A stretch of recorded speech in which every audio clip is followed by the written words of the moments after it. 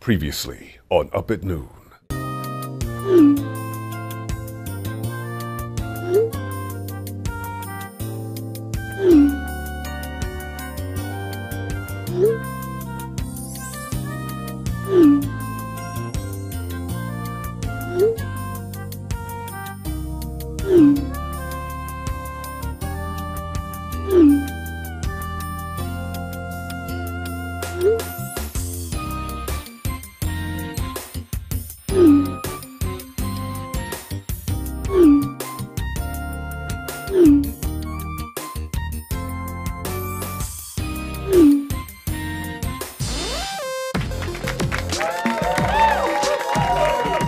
What's up, everybody? Welcome to Up at Noon. That is correct. Assassin's Creed 4 is all about pirates, and personally, I can't wait to see how the video game industry handles the fight against piracy, since it's a fight we've been losing for decades now.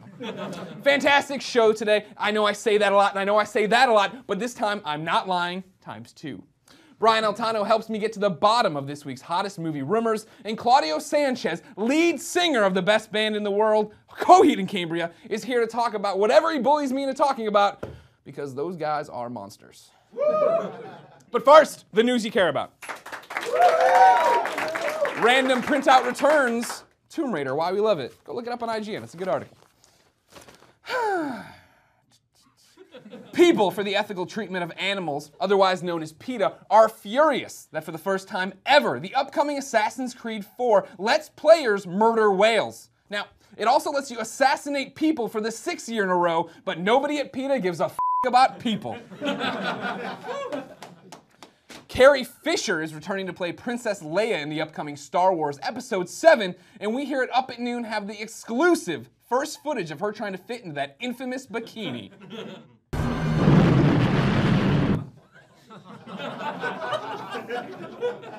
Read between the lines, she didn't fit well. She did not fit well into the bikini. The Undertaker's legendary WWE manager, Paul Bearer, passed away last week. Or did he?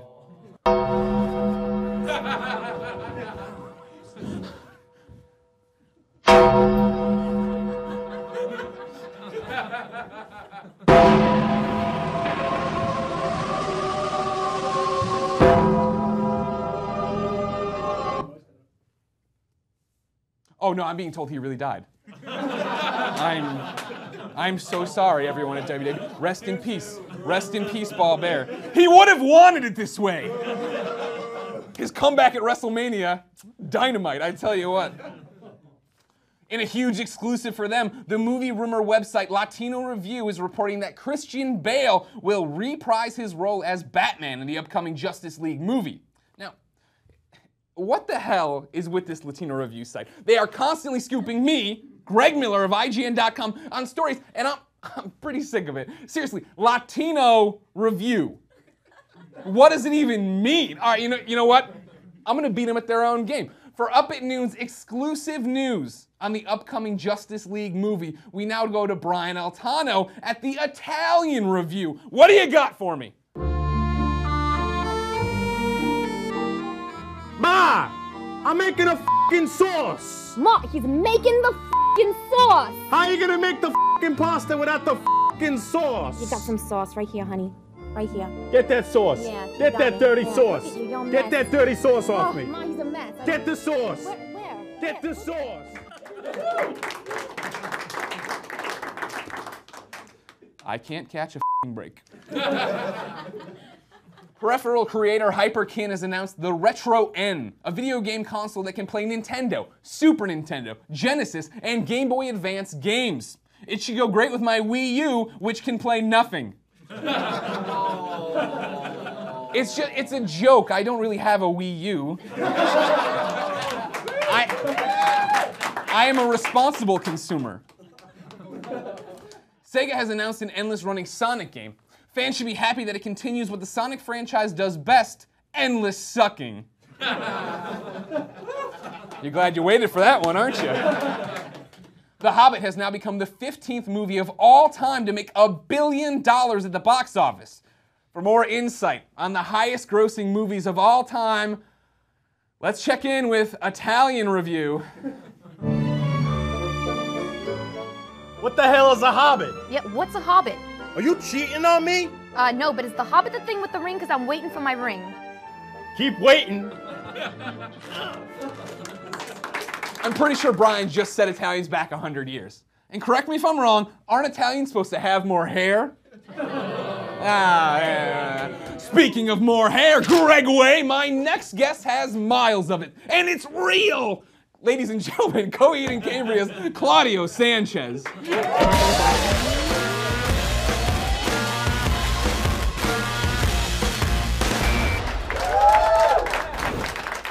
As I live and breathe, Claudio Sanchez. How are you, sir? I'm good. How are you? I'm very good. Thank you for coming. Cool. Thank you. First statement, not even a question. I don't like you. Oh, damn. Wow, that's tough. You seem like a nice guy and you got good hair. But the problem I have, you're too motivated. Most people are like, I'm fine being in a band, and then, oh, the band got really big and everybody loves us, great. You know, they would stop there.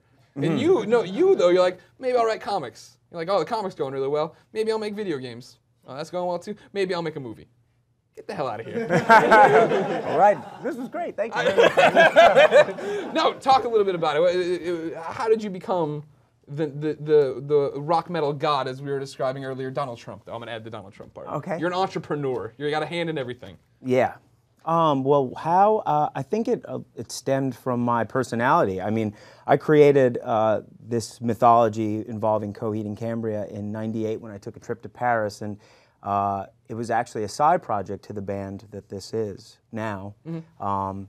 And I did it because, you know, I just had a hard time as a singer sort of conveying my story, you know, but I wanted that release, you know, but I figured, you know, I could create this elaborate sort of facade and tell my story, but sort of hide behind a piece of fiction, basically. Gotcha. So that's kind of what started. Have you been surprised by the way people connect with it? You don't see a lot of bands, right, making albums that are concepts, that are telling a story, that are a different chapter every time.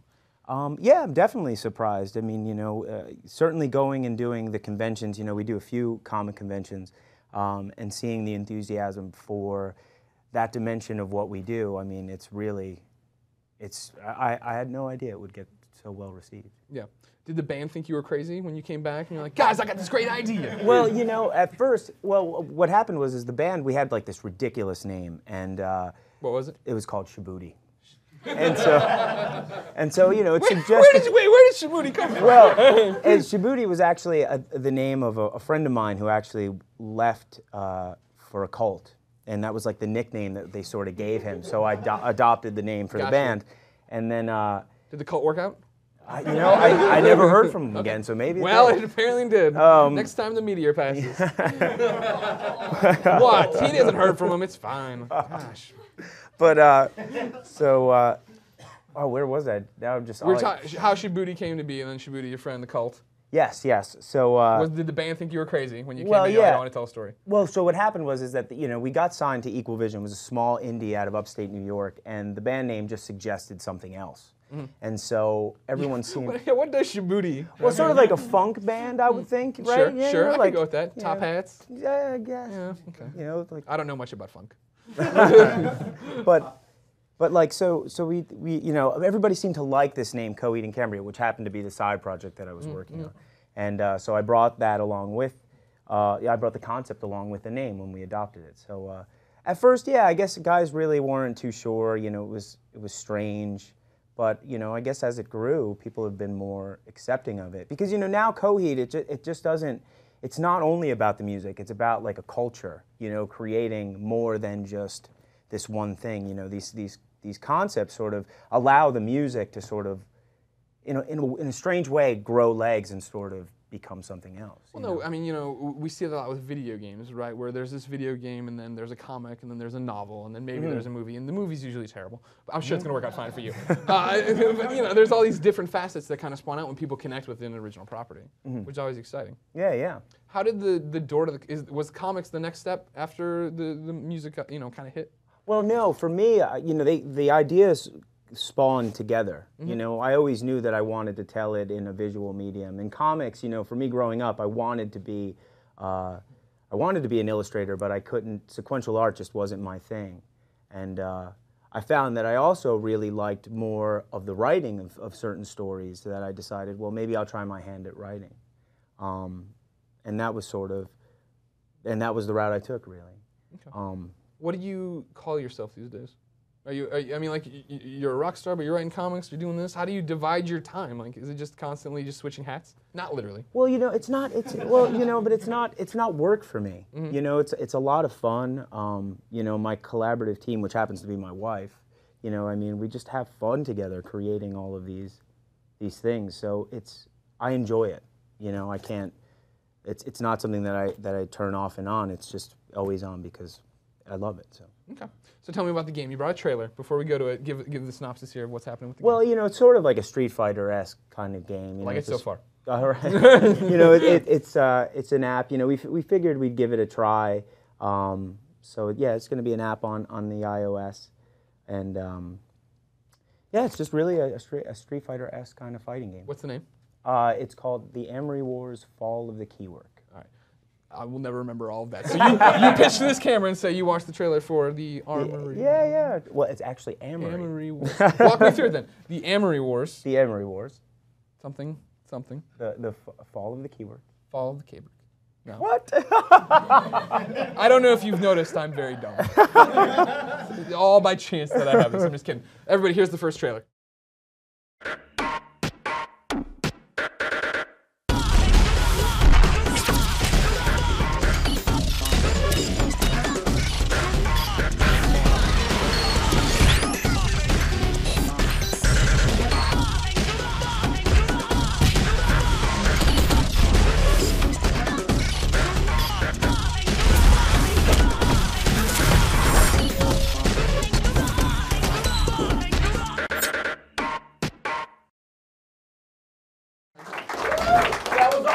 See, they love it. Is it weird having the audience this close? We just moved the audience. Look how close they're getting. They're getting really. They still can't see you. They probably still think they're fake. There was a lot of talk about that for a long time. We're trying to get tickets off them. Oh yeah, just come in and pick the tickets. What's going on then right now with Coheed and Cambria? You guys are on tour. We are on tour. We just released a double record. We actually split it up into 2 parts.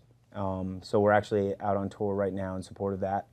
I'm working on the Good Apollo stories, for those who are familiar with the Amory Wars story. It's actually the last 2 parts of the Coheed and Cambria mythology, and yeah, and we're working on a couple of titles right now that aren't related to the band. One is a follow-up to a zombie tale we put out, I believe, last year called Key of Z, and our first superhero story called Slingerland. Now you're talking. What happens when the core story is done? I mean, does the band just move on to these different projects and stuff? Well, no. Well, the core story, the Coheed and Cambria story is finished. We finished that with Year of the Black Rainbow. That record sort of was the prequel that you got the origins of Coheed and Cambria and why they were created. But right now, the new record is actually a completely new story where we tell it the origins of Cyrus Amory and the Afterman character. And Amory is sort of the namesake of the mythology, and he's the astronomer that discovered the value of the keywork. The keywork is the energy source that binds the 78 planets together. It's sort of the system's gravity. Again, with all due respect, you. Hey! You can curse on this thing? God damn it, if had I known that... You can do whatever you want on this show. It don't matter. Take off your pants. But seriously, like, so is your house just like psycho scribblings all over the wall of all these different stories and how it all connects? No. I have dry erase boards for all. It's been a pleasure having you. Oh, well, thanks, man. You should come back every week. Oh, yeah, I'll come back whenever you want me, for sure. Okay, well, that was easy. That's the easiest one I've ever done. Ladies and gentlemen, Coheed and Cambria is everywhere. They got movies, they got comics, they got everything. Go support them. Buy all these things. Go see them in concert. Yes. All right. Tell them Up at Noon sent you. Thank you so much, Claudio. You got it, brother. We made a sauce, everybody. Thanks to Brian Altano, Alexis Kozombo. How do I say your name, Alexis? Kazambalides, Claudio Sanchez, and you, my wonderful sauce-loving audience. If you want to be in that audience, go.ign.com/upatnoon for details. As always, Brian and I will be responding to your comments the first hour. This video is live on IGN.com, so swing by and ask us anything. Seriously, give us your best, or knowing the internet, your worst. We'll be back next Monday, but until then, I'm going back to bed. DaveFenoy.com.